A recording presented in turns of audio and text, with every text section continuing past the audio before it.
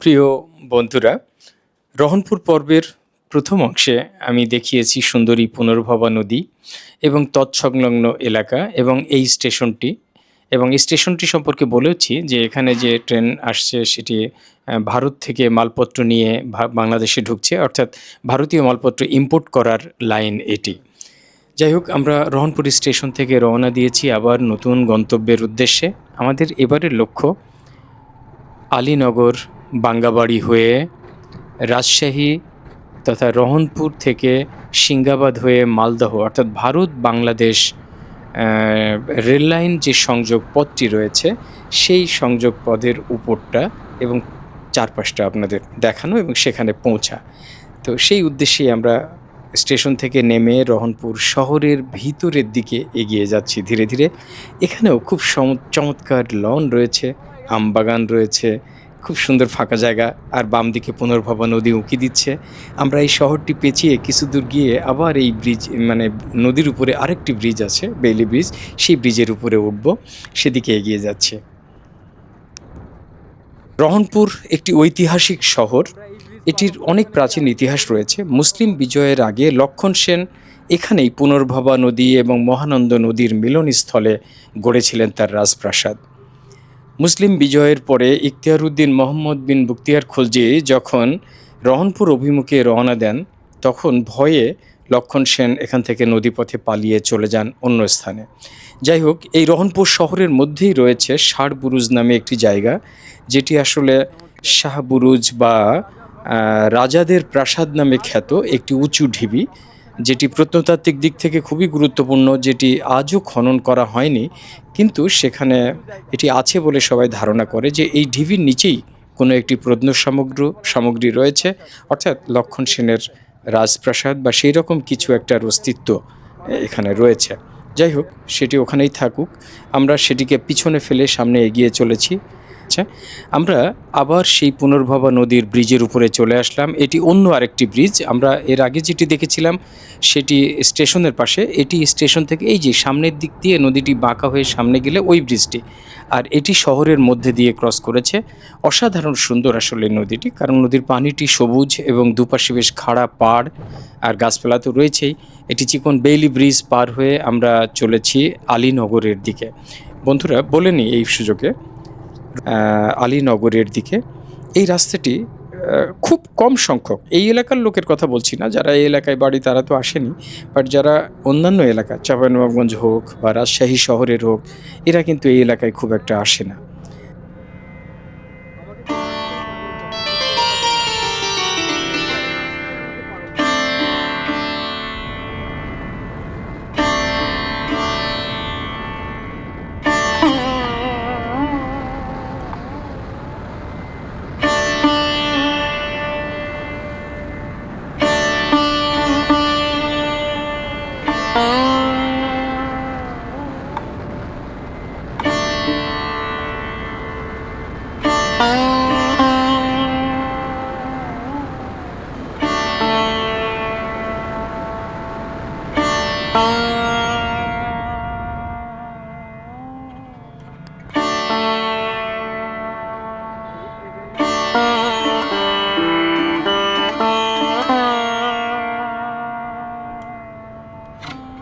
আমরা আবারও রেল লাইনটি ক্রস করলাম এবং বাজারের দিকে অতিক্রম করে যাচ্ছি। আমরা ধীরে ধীরে আলীনগর বাজারের দিকে ঢুকে যাচ্ছি। এই জনপদটিও বাম দিকে মহানন্দা নদীর পাড়ে অবস্থিত। বাম দিকে মহানন্দা নদী, আর ঠিক পাড়ে পূর্ব পাশ দিয়ে ঘেঁষে ধীরে ধীরে এই জনপদ গড়ে উঠেছে এবং এটিও বেশ প্রাচীন জনপদ বলে আমার ধারণা।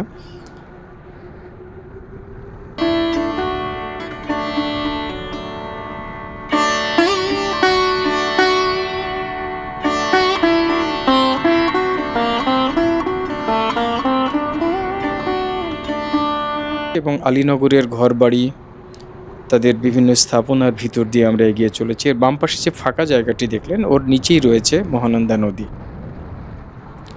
এই যে আলীনগর বাজারে আমরা পৌঁছে গেলাম।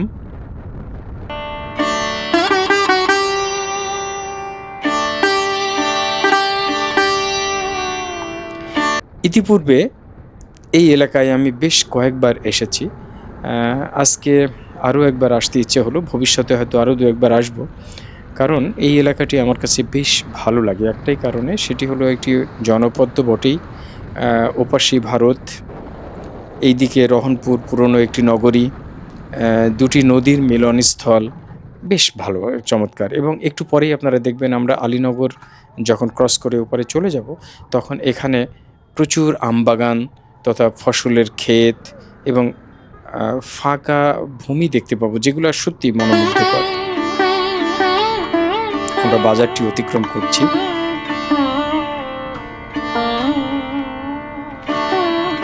এখানে শহর থেকে আসা জিনিসের পাশাপাশি লোকাল কিছু শাকসবজিও চোখে পড়লো।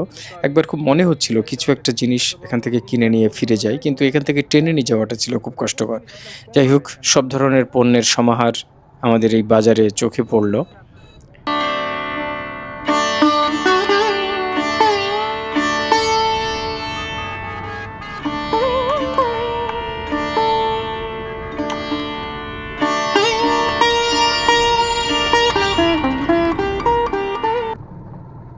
আমরা আলীনগর পার হয়ে আসছি।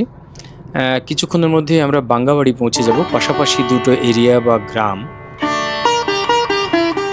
এর কারণ হলো অ্যাকচুয়ালি সীমান্তবর্তী এলাকা দেখার মধ্যে একটি থ্রিল রয়েছে, এবং যারা ভ্রমণপ্রিয় মানুষ তারা কিন্তু সবাই এই সীমান্তবর্তী এলাকাগুলো দেখার জন্য ছুটে যান। তো এই রাস্তা দিয়ে যেতে যেতে এই এলাকার জনপদ, আমবাগান, নদী বা কোনো কিছু যদি থাকে সেগুলো তো আমরা দেখবই। পাশাপাশি আমরা আরেকটি জিনিস দেখব, সেটি হলো দুটি দেশের মাঝামাঝি অবস্থানে কি কি স্থাপনা রয়েছে এবং সেখানকার ভূপ্রকৃতি কেমন, কোন ধরনের ফসল হচ্ছে এবং কারা সেই ফসল ফলাচ্ছে। এই বিষয়গুলো সবই আমরা দেখতে পাবো কিছুক্ষণের মধ্যেই। কিন্তু সব কিছু ছাপিয়ে যেটা যায় সেটি হলো এখানে প্রচুর পরিমাণে আমের বাগান। আসলে চাঁপাইনবাবগঞ্জ পুরোটাই আমবাগানের ভিতরেই অবস্থান করে বলা যেতে পারে।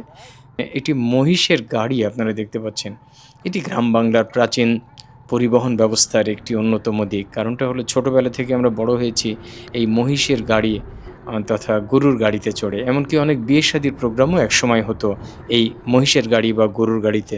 তখন আধুনিক যুগের এই যানবাহন ছিল না। আমি যে কথা বলছিলাম সেই বিখ্যাত আমের বাগান। দেখুন, আমরা এই বাড়িঘরগুলো ক্রস করতে না করতেই আমবাগানের ভিতরে ঢুকে পড়েছি।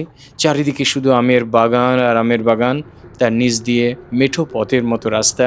আমরা এই রাস্তা ধরেই ছুটে চলেছি। কি সুন্দর বুনো একটা জংলি পরিবেশ, অসাধারণ একটি পরিবেশ।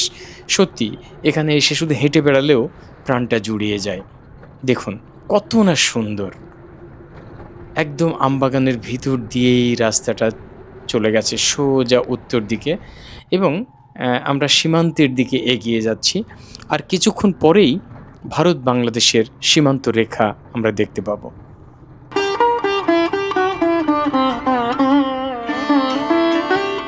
এই ছায়া সুনিবিড় সুন্দর সবুজ বনানী এবং সুন্দর এই জায়গাটি কার না ভালো লাগে বলুন। তাই তো মাঝে মাঝেই ছুটে চলে আসি এখানে, এবং কিছুদিন পর পর খুব খুব এইখানে আসতে ইচ্ছে করে।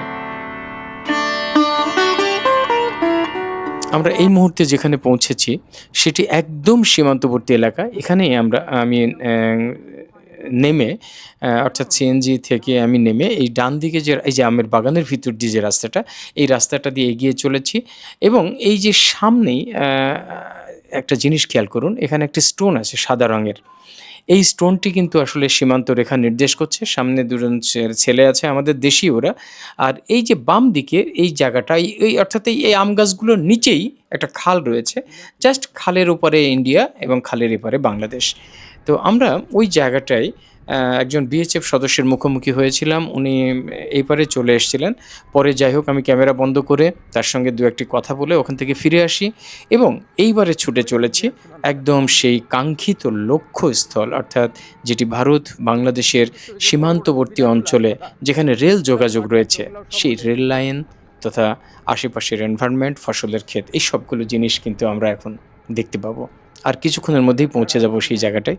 দেখুন আস্তে আস্তে প্রকৃতি কেমন চেঞ্জ হয়ে যাচ্ছে। এতক্ষণ আমের বাগানের মধ্যে ছিলাম, এখন ফসলের ক্ষেত, সমতল। এখানে আমের বাগান নেই, এবং দূরে যে ফাঁকা মাঠ দেখছি, ফাঁকা মাঠের কিছু অংশ বাংলাদেশের, কিছু অংশ ভারতের।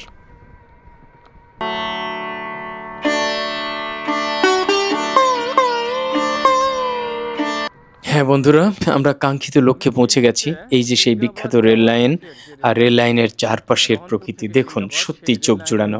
এই যে রেল লাইনটি সামনের দিকে চলে গেছে, একদম সোজা ভারতের ভিতরে ঢুকে গেছে।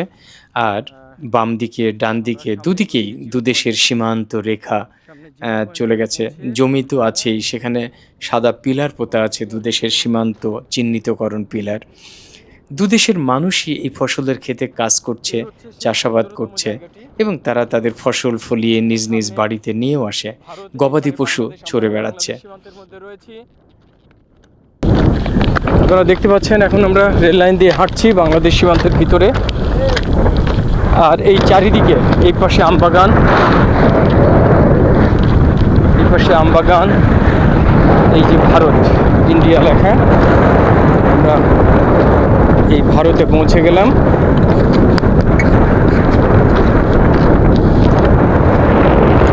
এটাই হলো ইন্ডিয়া বাংলাদেশ সীমান্তবর্তী এলাকা, এবং এটা রেল লাইন। কি জন্য এসছেন বলেন? মুন্সিগঞ্জ থেকে আমাদের অনেক আশা ছিল, তো আমরা মনে করেন বর্ডার পারে যাবো, মনে করেন বাইরে থেকে বাইরেতে পারি না, তো মনে করেন কাজের জব করি, তো আমরা আজকে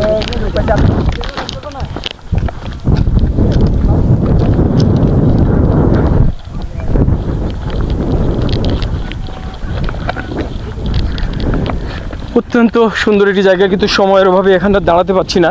আমাকে এক্ষুনি চলে যেতে হবে এই সুন্দর জায়গাটি ছেড়ে। হ্যাঁ, চমৎকার একটি এনভায়রনমেন্ট, চমৎকার একটা অনুভূতিপ্রবণ জায়গা। চারপাশে ইন্ডিয়া, এখানে যা কিছু দেখা যাচ্ছে, সামনের যে স্থাপনাগুলো, ফ্লাড লাইটগুলো, রাস্তাগুলো, সমস্ত কিছু ইন্ডিয়ার। সামনে যে বিরাট বড় একটি স্থাপনা দেখতে পাচ্ছি, এটিও ইন্ডিয়ার। জানি না এখানে কি কোনো ক্যাম্প বা কিছু করেছে কিনা, বা বিএসএফের ক্যাম্প কিনা। সামনে বিএসএফ গেট আমরা দেখতে পেলাম। এই রাস্তাটা আর অল্প একটু গেলেই সিঙ্গাবাদ স্টেশন, যে স্টেশন থেকে মালদাতে যাওয়া যায় এদিক দিয়ে। আর আমাদের এখান থেকে রহনপুর অল্প একটু দূর। এই রহনপুরের সঙ্গে সিঙ্গাবাদ হয়েই আমাদের ভারতীয় মালামাল পরিবহনের মানে ইয়েগুলার রেলওয়ে ওয়াগনগুলা এই পথেই যাতায়াত করে, নিয়মিত এই পথেই যাতায়াত করে। এই মুহূর্তে ট্রেন নেই, কিন্তু আমরা অন্যান্য দর্শক দেখতে পাচ্ছি প্রচুর পরিমাণে, যারা এসছে এখানে বেড়াইতে।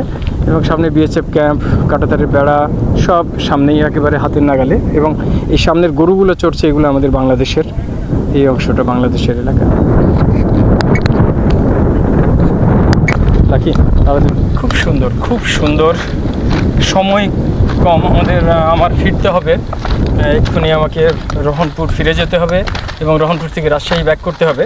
সেই জন্য সময়ের অভাবে তাড়াতাড়ি দৌড়াচ্ছি বা ফিরে যাচ্ছি, কিন্তু আরও কিছুটা সময় যদি এখানে কাটাতে পারতাম, নিঃসন্দেহে ভীষণ ভালো লাগতো। কারণ ভারতে যেতে না পারলেও ভারত এবং বাংলাদেশের মধ্যবর্তী সীমান্তবর্তী এলাকাটা, এটা অত্যন্ত সুন্দর। চারপাশের প্রকৃতি দুহাত মেলে ধরেছে এখানে। আমবাগান, ধান ক্ষেত, তারপরে নানা রকম শস্যের সমাহার। আমরা সরিষা তুলতে দেখলাম। সব কিছু মিলিয়ে দুইটা দেশের যে একটি আবহ, দুইটা দেশের যে একটা অনুভূতি, সেই অনুভূতিটা আমরা এখানে পেলাম। বিশেষ করে যারা ভ্রমণপ্রিয় মানুষ, তারা সবসময় এক্সট্রিম পয়েন্টটা পছন্দ করে। তো এটা ছিল একটা এক্সট্রিম পয়েন্ট, যেখানে দুটো দেশ এক জায়গায় মিশেছে এবং সেই জায়গা থেকে ভারতীয় অংশটা দেখা যাচ্ছে। সুতরাং এটি অত্যন্ত আনন্দের একটি জায়গা। আমরা সেই জায়গাটি এইমাত্র অতিক্রম করলাম। বিশেষ করে আমি, অন্য কারোর কথা বলছি না, যেহেতু আমি একাই আছি। অতএব এখানে এই জায়গাটি উপভোগ করে আমরা এখন ফিরে যাব আমাদের জায়গায়। রাজশাহী থেকে চাঁপাইনবাবগঞ্জের দূরত্ব 50 কিলোমিটার, চাঁপাই থেকে রহনপুরের দূরত্ব প্রায় 30 কিলোমিটার, এবং এই রহনপুর থেকে এই জিরো পয়েন্ট তথা বাঙ্গাবাড়ি পার হয়ে রেললাইনের উপরের এই বটতলা বা জিরো পয়েন্টের দূরত্ব 13 কিলোমিটার। সুতরাং আপনারা পরিকল্পনা করে আসতেই পারেন। এখানে রিক্সা, অটো অথবা সিএনজি যোগেই চলে আসা সম্ভব, এবং আসলে কিছুটা সময় প্রাণ জুড়ানো এই অভিজ্ঞতা লাভ করে ফিরে যেতে পারবেন এখান থেকে। আমরা ফিরছি আমাদের বাড়ির পথে। সকাল থেকে বিকেল পর্যন্ত সারা দিনের এই চমৎকার অনুভূতি সংগ্রহ করে বা মনে গেঁথে রেখে আমরা ফিরে যাচ্ছি রাজশাহীতে। তো যাওয়ার পথে প্রকৃতি আমাদের নিরাশ করেনি। দেখুন দুপাশটা কত সুন্দর, ফসলের ক্ষেতের মাঝ দিয়ে যখন এমনি চমৎকার মসৃণ রাস্তা পাওয়া যায় এবং সেই রাস্তা ধরে স্থানীয় যানবাহনে চড়ে ছুটে চলা হয়, আর দুপাশে থাকে সবুজ বিভিন্ন রকম ফসলের ক্ষেত, তখন নিশ্চয়ই মনটা খুবই ভালো লাগে, পরিপূর্ণ হয়ে যায়। সরিষা, ধান, আখ, কত রকম শাকসবজি, কত রকম ফসলের ক্ষেত, আমের বাগান তো রয়েছেই। দেখুন, আপনি যেখানে বাস করেন না কেন, আপনার চারপাশের পরিবেশ হয়তো একরকম। আপনি যখনই সেখান থেকে বের হয়ে অন্য কোথাও যাবেন, তখনই সেই পরিবেশটা চেঞ্জ হতে থাকবে। আর এই পরিবর্তিত পরিবেশটা আপনার মনকে আনন্দিত করবে, পুলকিত করবে। এটাই অত্যন্ত স্বাভাবিক। সুতরাং ঘর থেকে বের হতেই হবে, পরিবর্তনের জন্য বের হতে হবে, আনন্দ পাওয়ার জন্য বের হতে হবে। মাঝে মাঝে জগৎকে দেখতে হবে। স্রষ্টার প্রতি কৃতজ্ঞতাবোধ এখান থেকেই আসবে। স্রষ্টা কত বৈচিত্র্যপূর্ণভাবে এই জগৎ সংসারকে সাজিয়েছেন, সেই জিনিসটি দেখার পরে তার প্রতি কৃতজ্ঞতাবোধ আমাদেরকে অনেক দূরে পৌঁছে দেবে। বন্ধুরা, আমরা রহনপুরে ফিরে এসে ট্রেন ধরেছিলাম। আগেই টিকিট কাটা ছিল আমাদের। তো ট্রেনে উঠে আমি কিছুক্ষণ পরই দরজায় আসতে বাধ্য হয়েছি, কারণ সিটে বসে থাকা আমার মানায় না, মানে আমার সহ্য হয় না। তো এই যে রাস্তাটি দেখছেন রহনপুর শহরের ভিতর দিয়ে, এটি চলে গেছে চাঁপাইনবাবগঞ্জের দিকে। আমরা রহনপুরকে বিদায় জানিয়ে, বাই বাই জানিয়ে আস্তে আস্তে পূর্ব দিকে, অর্থাৎ আমনুরার দিকে যাওয়ার রাস্তায় এগিয়ে যাচ্ছি। এই ট্রেনটি সকাল থেকে রহনপুরে দুবার আসে, দুবার যায়। এটি বিকেল 5টা, সোয়া 5টার দিকে এই ট্রেনটি ছেড়ে দিয়েছে রহনপুর স্টেশন থেকে। আমরা সকালে বাসে রাজশাহী থেকে চাঁপাইনবাবগঞ্জ এসে সেখান থেকে সিএনজিতে শেয়ারে রহনপুর এবং সেখান থেকে সিএনজি যোগে অথবা ভ্যানে আপনি চলে যেতে পারেন আলীনগর, বাঙ্গাবাড়ি, এবং সেখান থেকে ফিরে এসে বিকেলে আবার ট্রেন ধরে দিব্যি আপনি রাজশাহী ফিরে আসতে পারেন। ঠিক ভিন্ন আরেকটি পথ রয়েছে, সেটি হলো রাজশাহী থেকে সরাসরি এই ট্রেন সকাল 9টার দিকে ছাড়ে রহনপুরের উদ্দেশ্যে। আপনি এই ট্রেনে রহনপুরে চলে আসতে পারেন এবং রহনপুরকে বেস করে আপনি আশপাশটা ঘুরে দেখতে পারেন এবং বিকেলবেলা এই ট্রেনে আবার ফিরে যেতে পারেন রাজশাহীতে। তো ঠিক সেই ট্রেনটি ধরেই ছুটে চলেছি। ট্রেনটি যথেষ্ট গতিসম্পন্ন হয়ে আছে এবং ধুলোবালি উড়িয়ে চলছে, সেই জন্য দরজায় দাঁড়িয়ে থাকতে মাঝে মাঝে একটু কষ্টও হচ্ছে।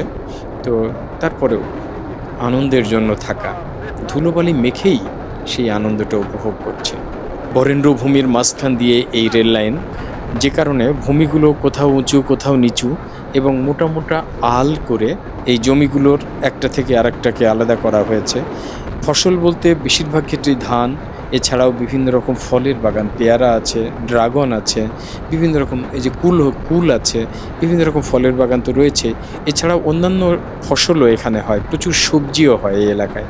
এবং একটু পরেই হয়তো টমেটোর বাগানও চোখে পড়তে পারে, কারণ প্রচুর পরিমাণে টমেটো গোদাগাড়ি তথা আমনুরা এই সমস্ত এলাকার মাঠে হয় এবং এই টমেটোগুলোই পরবর্তীতে শহরের দিকে গিয়ে বিক্রি হয়, যা আমরা খাই আর কি শহর থেকে কিনে। সিটে বসার থেকে দরজায় দাঁড়ানো কষ্টকর, তার উপরে এক হাতে ক্যামেরা ধরে এক হাত হ্যান্ডেল ধরে থাকা একটু কষ্টই, কিন্তু আনন্দের কাছে এই কষ্ট তেমন কিছুই না, কারণ প্রকৃতির মাঝখান দিয়ে ট্রেন ঝকঝক করে ছুটে চলেছে। সেই ছুটে চলা অবিরাম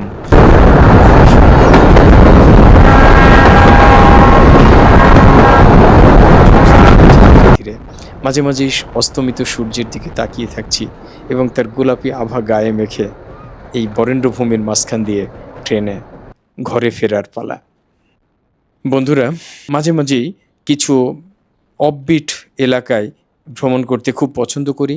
আপনারা যারা অফবিট এলাকা পছন্দ করেন, প্রচলিতভাবে শহর, প্রচলিতভাবে কোনো দালান, প্রচলিতভাবে কোনো স্থাপনা, এর বাইরেও যদি প্রকৃতিকে দেখতে চান, এর বাইরেও যদি জীবনকে দেখতে চান, জানতে চান, বা জীবন এবং জগতের জানার যে বৈশিষ্ট্য সেটি যদি উপলব্ধি করতে চান, তাহলে মাঝে মাঝে আপনি আমার ভিডিওগুলো দেখবেন, আমার সঙ্গে থাকবেন। যদি মন চায় চ্যানেলটিকে সাবস্ক্রাইব করবেন। তাতে হবেটা কি, এইরকম অসংখ্য ভিডিও আমি মাঝে মাঝেই ছেড়ে দিই, সেগুলো হঠাৎ করেই আপনার কাছে পৌঁছে যাবে এবং আপনি তখন না চাইলেও মন বলবে একটু অন করি, একটু দেখি ভিডিওটা, হয়তোবা কিছু নতুন অভিজ্ঞতা আপনাকে সঞ্জীবিত করবে, একটু ভালো লাগবে। এমনি চলতে চলতে অবশেষে ফিরে যাচ্ছি আমার নিজের শহরে, রাজশাহী শহরে। প্রকৃতিকেও তো অসাধারণ, দেখুন কত সুন্দর লাগছে। যেখানে একটু রেল লাইনের পাশে গাছপালা কম, একটু দূরে দেখা যায় ফাঁকা জায়গা, সেখান থেকে প্রকৃতিটা দেখতে যে কী মনোরম লাগে চিন্তাই করা যায় না। দেখুন আসলে এই রেলপথটিও খুব সুন্দর। আমরা চলতে চলতে আমনুরা জংশন স্টেশনে পৌঁছে গেছি। চলতে চলতে এমনই সুন্দর স্টেশনে দাঁড়িয়ে চায়ের দোকানে এক কাপ চা খেতে, একটা বিস্কিট খেতে বেশ ভালো লাগে। আপনারা এই অনুভূতি লাভ করতে পারেন, দেখবেন সত্যি একটু পরিবর্তন আসবে, ভালো লাগবে। আর যদি কখনো বেড়াতে যান, যদি কখনো মন চায় আমাকেও সাথে নিতে পারেন। খুব ভালো থাকবেন, আবার দেখা হবে। আল্লাহ হাফেজ।